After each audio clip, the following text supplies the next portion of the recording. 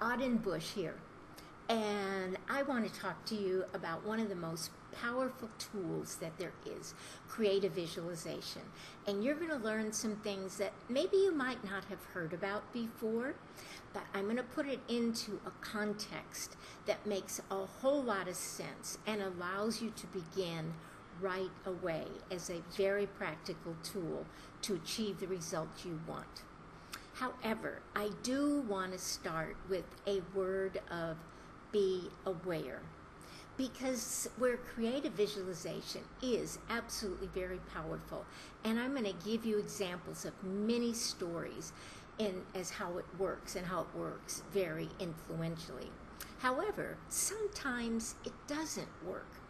And with all the scientific research that we're doing today on the power of creative visualization, we still haven't gotten to an answer of why sometimes it doesn't work. And I don't know if you're like me, but there have been times it hasn't worked. And then I start to blame myself. It's like, well, I didn't do it right. I didn't say the right thing. I didn't visualize the right thing.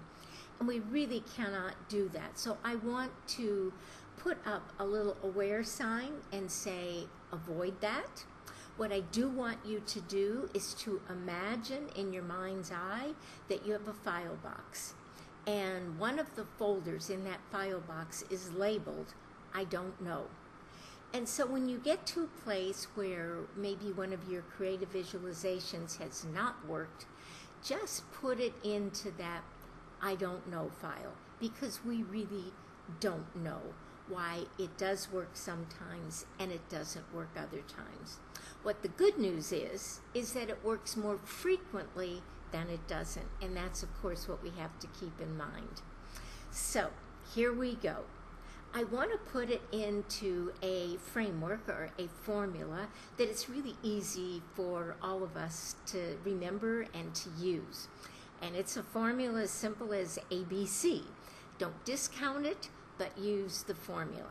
Okay, what is the A for? The A is awakening the possibilities that exist inside of us when we really do creative visualization. So what are those areas that we want to awaken? Because it's really important to understand that we have the possibility of awakening 3 different categories inside of us. Sometimes people just talk about creative visualization in a more general way, but I believe it is much stronger when we think about it in terms of categories. And you don't have to do just 1 or 2 categories. You can do all 3 if you want. But let's understand what those 3 categories are. And the first one really has to do with health. And I want to tell you a story about something that I was personally involved in. For many years, I was a sports psychologist with professional and Olympic athletes. And one of the things that I did was I worked with an orthopedic surgeon. And we worked in a ski area because it was in Colorado, so there were a lot of winter Olympic sports and a lot of skiers. And usually they're the ones that break their legs. So they would come in to the office of the orthopedic surgeon. He would set their leg and he would then say to them, I have something that I want you to do that is very powerful and is very special. With that, he would give them images from medical journals of what a bone looked like as it was healing. So in other words, it's how those fibers are mending themselves back together and what the leg begins to look like in the different stages of healing. He said, all right, I want you to take these pictures with you, and I want you to visualize what your bone is doing. He said, I want you to meditate on these pictures for 15 minutes, 3 times a day. And then he explained to them that what happens is that after you break something or something happens to us, we do have the tendency to go to the negative side and kind of imagine, because after all, the first couple of days, you're in a lot of discomfort. And so we focus on that discomfort, and we focus on the bone being broken. And he said, I don't want you to do that. I want you to breathe deep. I want you to meditate. I want you to close your eyes. And he said, I want you to see that picture in your mind's eye of your bone healing. And I want you to see these pictures that I have just given you. Okay, so they walked off with that instruction. What was the result? The result was that more times than not, he was able to take their cast off days, sometimes weeks ahead of what would have been the normal healing time. So when we talk about health, that is a very specific thing. A lot of people, it has been known and stories told over and over, and they're very reliable and true stories about cancer and cancer healing or any other kind of disease. And it does work. But be aware again of what I said. Sometimes it works more frequently than it doesn't, sometimes not. Just be aware and don't keep blaming yourself. Just keep working at it, keep using it, because there is a power in the brain for it that affects everything inside of our bodies, our nerves, our healing processes, our behaviors. So that is under the awakening part. That's one category, which is health. The second category is wealth. And I use that kind of in a broad way. Wealth can mean money. Maybe we're trying to work to build a business and to make more money, or we just want more money. Maybe we're looking for a promotion and we're visualizing getting a promotion. Maybe we're really visualizing a simple life on a farm where it's totally self-sustaining. Wealth is identified in so many different ways. So when you begin to think about creative visualization, you think about it in terms of wealth. What are you really wanting? And then create that visualization around it. So the third category then, after health and wealth, is performance. And as I mentioned before, I've worked with professional and Olympic athletes as a sports psychologist. And that is one very important category, especially if you're somebody that likes to exercise or you're into competitive sports of any kind. It is critical to do creative visualization. We heard about it many years ago with golf. It's a major part today of most athletes' training programs. I know when I worked with them, and we worked very carefully on this particular aspect. And I want to do just a quick little exercise with you, and I want you to pay attention to where your brain goes when I give you this following directive. And that is, don't think of the color blue. So immediately when I say that, your brain goes to blue. Then it goes to, well, did she mean yellow or brown, or what did she mean? So that is a part of creative visualization that you really need to be very mindful, very aware of, telling your brain in many specific terms exactly what you want from it. So peak performance is really instructing your body. If you want your tennis shot to go more to the left, you visualize it going more to the left. If you want to run further, you visualize what that feels like, what that looks like. So those are the three categories. Now, I want to step back for just a second. And I want to say, as we're talking about the B, which is beam up. And that has to do with, we need to understand when we're talking about creative visualization visualization is really about, it's a picture, but frequently people do not visualize in a picture.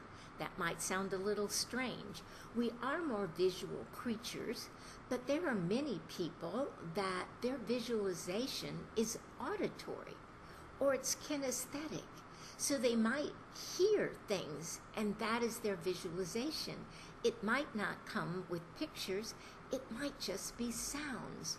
Or kinesthetic, it might just be the feelings. We could bring all of them together, but as we beam up into what that visualization is, we have to be mindful what is natural for us. If you're forcing it and trying to bring in sound when you're really more visual, then let it be. Or more kinesthetic, and that feels uncomfortable if you're more auditory, let it be. If you can use all three, fine. It doesn't really make any difference. It can give a little bit more power to it, but always stay which mode your brain is most comfortable in, visual, auditory, or kinesthetic. So the other part of Beam Up is that when you are doing your creative visualization, you have to beam yourself into that visualization. So let's say you're visualizing yourself making more money. You can beam into seeing dollar bills just floating around you. Say that on the well side you want to have a self-sustaining farm. You beam into that and you see the vegetables and you can smell the air and you can see people coming and visiting you and saying, this is really amazing, and you can see the vegetables on the table. So we need to beam ourselves up with a lot of specifics. So try it as you're doing your creative visualization. So the A is awakening yourself with those three categories. B, beam yourself up into that visualization. Feel it, sense it in every way that you can. So what is the C? The C is capture it. And this is where I bring in something that I think is very, very powerful. That we can have all these physical sensations of joy and wonder and excitement and enhancement and exhilaration as we're really fully visualizing what it is that we want. But what we need to do is actually anchor that feeling into our bodies. So the way I would like for you to do that, you can take one hand or the other hand, but if you take a hand, in this instance my right hand, and you just take your thumb and your index finger and just gently hold them together. Now bring in that wonderful feeling that you had when you beamed yourself into that visualization. Those sounds, those sights, those smells, those people acclaiming great things about you, however your visualization is structured for you. The minute you get that really strong, exhilarating feeling, just gently press your index finger and thumb together and then release it.